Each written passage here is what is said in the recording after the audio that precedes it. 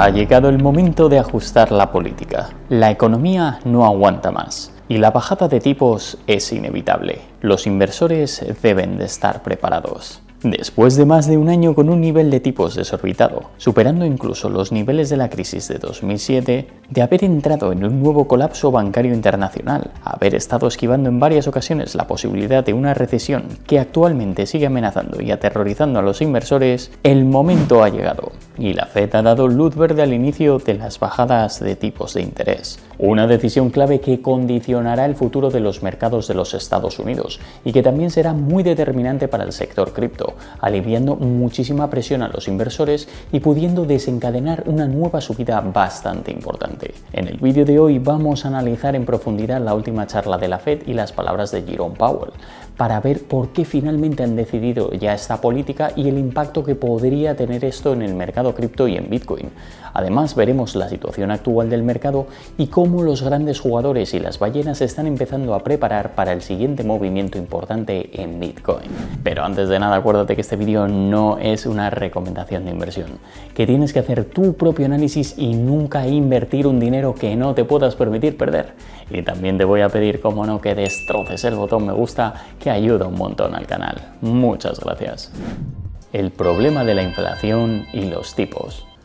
Como seguramente sabrás, la inflación es el aumento general del nivel de precios de bienes y servicios en una economía, un valor que se mide en función del IPC o el índice de precios de consumo y que en los últimos años se ha disparado hasta niveles récord. Un evento que ha tenido lugar debido a varios motivos como los conflictos internacionales, las subidas de precios de energía, la escasez de la oferta, el aumento de costes y en general por una gestión bastante pobre que llevó a muchos países, incluso como los Estados Unidos, a ignorar un problema y una burbuja que se fue haciendo más y más grande hasta acabar explotando, lo que provocó una subida de la inflación hasta superar incluso el 8%, un nivel de precios que no veíamos desde hacía más de 40 años, a finales de la década de los 70 e inicios de los 80, lo que sin duda hizo saltar las alarmas de los inversores y principales gobiernos, y aquí es donde entrarían en juego los famosos tipos de interés. ¿Pero en qué consiste esto de los tipos de interés, Hugo? Pues bien, explicado de una forma muy breve, los tipos de interés son uno de los medios o políticas con las que los bancos centrales ajustan o regulan la inflación,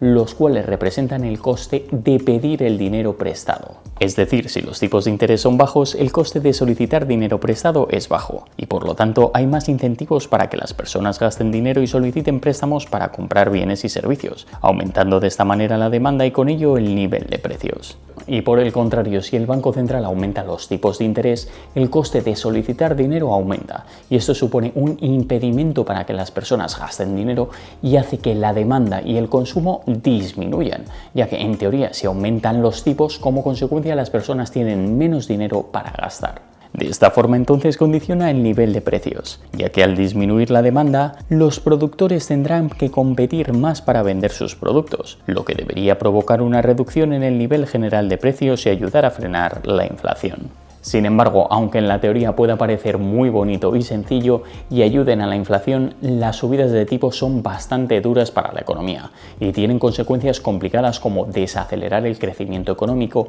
enfriar la economía, reducir la inflación, el consumo, la actividad de empresas, etcétera, etcétera. Unos factores que en muchos casos hacen que sea insostenible mantener un nivel de tipos alto durante mucho tiempo, algo que ha estado ocurriendo en la actualidad. El momento ha llegado. Si echamos un vistazo a la evolución histórica de los tipos, durante los últimos meses el nivel de estos ha estado en torno al 5.25% y el 5.5%, una cifra que supera por 0.25 a la máxima establecida durante la crisis del 2007 y que no se ha visto en Estados Unidos desde el año 2001. Pero el problema de esto no solo se basa en la subida o en el punto máximo que alcanzan, sino también en el tiempo durante el cual se mantienen los tipos elevados, y en este caso llevamos ya más de 12 meses con tipos disparatados. De hecho, si nos volvemos a fijar en el gráfico, la subida comenzó el 16 de marzo del 2022, cuando el gobierno se dio cuenta de su supuesta inflación transitoria que estaba empezando a descontrolarse. Una subida que fue casi exponencial, subiendo prácticamente todos los meses y en algunos casos incluso con subidas de 50 o más puntos, lo que provocó que para el 26 de julio de 2023 se alcanzara el nivel máximo de 5.25-5.5, es decir, registrando un total de 14 meses a ese nivel. Pero Hugo, ¿y entonces por qué no los han bajado antes? Pues aunque las bajadas de tipos se esperaban durante la primera mitad del año, sobre todo después de los movimientos de Canadá y Europa, Estados Unidos ha preferido seguir manteniéndolos al nivel actual y atrasar las bajadas lo máximo posible, llegando incluso a amenazar con más subidas en el caso de que la inflación no evolucionara según lo previsto. Y esto se ha debido principalmente al temor de volver a perder el control sobre la inflación, algo que Powell, presidente de la Fed, ha reiterado en la mayoría de sus charlas, afirmando que tienen un compromiso pleno para reducir la inflación hacia el objetivo del 2%. Y a pesar de los avances y de la gran bajada que hemos tenido estos meses atrás, no querían tocar los tipos por miedo a un cambio de rumbo en su lucha contra el IPC. No obstante, después de que los temores de una recesión hayan aumentado, además de que los datos registrados de empleo y precios no es que sean los mejores, Powell ha sorprendido esta semana a todos los inversores anunciando lo que muchos llevábamos esperando, el momento de ajustar la política que por fin ha llegado. ¿Qué impacto tendrá este anuncio en el mercado? Pues este anuncio ha tenido un efecto inmediato en los mercados, dejando un cierre semanal en verde en el S&P 500 de más de un 1% de subida durante el pasado viernes. Algo similar a lo visto en el Nasdaq, que cerró con una cifra superior al 1% en subida diaria durante la jornada del viernes, con lo que ya acumula casi un 20% en lo que llevamos de 2024. Sin embargo, en el sector cripto esta subida ha sido bastante más importante, ya que después de la corrección y miedo extremo que vimos con la posible recesión, este hecho supondría un alivio importante de la presión en los inversores, lo que se ha reflejado en el precio de Bitcoin, dejando una subida importante durante los últimos días de la semana. De hecho, si abrimos CoinMarketCap, en los últimos 7 días Bitcoin ha subido algo más de un 8%, saliendo del nivel de los 59-60 mil dólares y llegando incluso a acercarse a los 65.000 durante la madrugada del viernes al sábado. Un movimiento que continúa con la tendencia de las últimas semanas, que ha llevado a Bitcoin a recuperarse parcialmente de la bajada de principios de agosto, donde el precio llegó incluso a perder momentáneamente los 50.000 dólares, visitando niveles de precios del mes de febrero. Lo que desde el punto más bajo que alcanzamos en agosto ya significa un 30% de subida, recompensando una vez más a todos los que han ignorado el ruido y han aprovechado esta caída para acumular a buenos precios. Pero Bitcoin no ha sido el único que ha salido bien parado con la decisión de la Fed, sino que las principales altcoins han seguido como de costumbre a Bitcoin y han cerrado la semana de manera bastante positiva, con Ethereum subiendo más de un 7% en la última semana, Solana con una subida más de un 11% entre el viernes y el sábado, acumulando un total de un 14% en la última semana, superada únicamente por Cardano, que ha sorprendido a muchos a raíz de las novedades que han llegado como su hard fork y ha tenido más de un 18% de subida en este mismo periodo, volviendo a acercarse a los 40 céntimos que superó antes de la corrección. Y por último tenemos otros dos protagonistas que han sido AVAX y Polygon, ambos con un crecimiento brutal en la última semana que han superado el 34% de subida. Pero más allá de este repunte, ¿qué impacto podría tener el inicio de una bajada de tipos?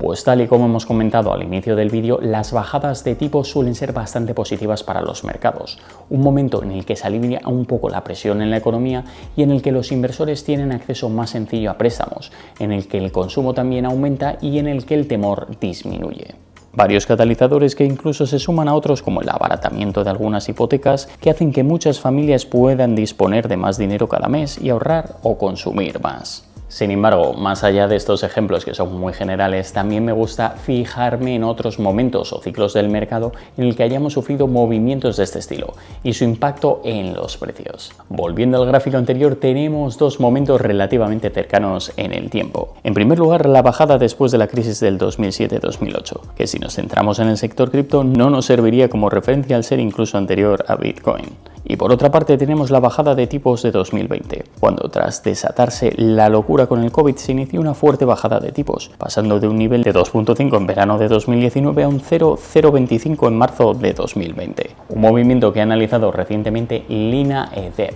investigadora de 21 Shares, una famosa institución financiera suiza con bastante reconocimiento a nivel mundial, que ha aprovechado este anuncio de Powell para mostrar su entusiasmo y positivismo ante la llegada de una bajada de tipos para Bitcoin. explicando que los recortes de tipos de interés anteriores fueron bastante buenos para la subida de precios de activos digitales, ya que los inversores tuvieron acceso más barato a préstamos y aprovecharon la oportunidad para invertir en esta clase de activos con más riesgo. De hecho, según afirmó en marzo de 2020, cuando redujeron las tasas en 150 puntos básicos para llegar a niveles cercanos a cero, la capitalización total del mercado de criptomonedas aumentó aproximadamente un 450%, y hacia finales de año el precio de Bitcoin aumentó un 200% en ese mismo periodo. Y aunque, tal y como afirmó Lina, el desempeño pasado no garantiza los resultados futuros, los recortes de 2020 fueron muy buenos y nos dejaron una fuerte subida en el mercado. No obstante, no te fíes y te dejes llevar por las emociones, porque aunque es cierto que en otras situaciones sí que estos movimientos han tenido un resultado alcista,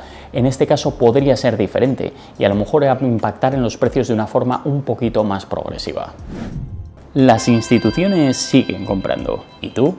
Por último, quería terminar el vídeo analizando cómo están reaccionando las principales instituciones y holders de Bitcoin, que a pesar de haber atravesado una de las semanas más difíciles y de mayor incertidumbre, siguen apostando fuerte por Bitcoin con un ritmo de compras muy importante, tal y como ha reflejado el ETF de Bitcoin, que después de tener un inicio de agosto flojo ha ido cogiendo fuerza y lo está cerrando por todo lo alto. De hecho, el mismo viernes registró más de 250 millones de dólares en inflows netos, el mejor día de todo el mes, con el que además aumentan una racha de nada más y nada menos que 7 días con mayor volumen de compras que de ventas, dejando además un registro de 11 días en verde de los últimos 13, lo que sin duda refleja que el interés por Bitcoin sigue estando muy presente a pesar de que ya hayan pasado prácticamente 8 meses desde el lanzamiento de los ETF en los Estados Unidos, con algunos protagonistas como BlackRock que no paran de comprar. Y es que tras su anuncio de que ya no iban a vender ni un solo Bitcoin, han ido acumulando más y más, registrando en agosto la friolera de más de 550 millones de dólares en compras netas, con días como el 8 de agosto con más de 157 millones o el 19 con casi 100 millones. Y es que a pesar de haber entrado bastante tarde en el sector, BlackRock se está convirtiendo en uno de los mayores protagonistas de este año en Bitcoin, ya que han logrado incluso posicionarse como uno de los mayores holders de toda la historia, no solo superando a Grayscale, sino cada vez ganando más terreno a Binance, que se posiciona como el segundo holder más grande, solo por detrás de Satoshi con algo más de 500.000 de Bitcoin. Por lo que si BlackRock continúa con este ritmo de compras, en 2025 podría posicionarse como el segundo mayor holder y en los próximos años el primero, superando a Satoshi Nakamoto, que como seguramente sabrás posee algo más de 1 millón de Bitcoin. Pues esto es todo por hoy, muchísimas gracias por haberme acompañado hasta el final. Recuerda, como siempre, destrozar el botón me gusta, suscribirte y activar las notificaciones, que durante la primera hora respondo a todas vuestras dudas y comentarios. También me puedes seguir en mis cuentas de Instagram, y Telegram, donde publico todos los días. Muchísimas gracias por estar aquí, ya sabes que sin ti esto no sería posible. Que tengas un día increíble y la siguiente vez nos vemos ya desde Andorra de nuevo. Save to invest and have healthy pockets.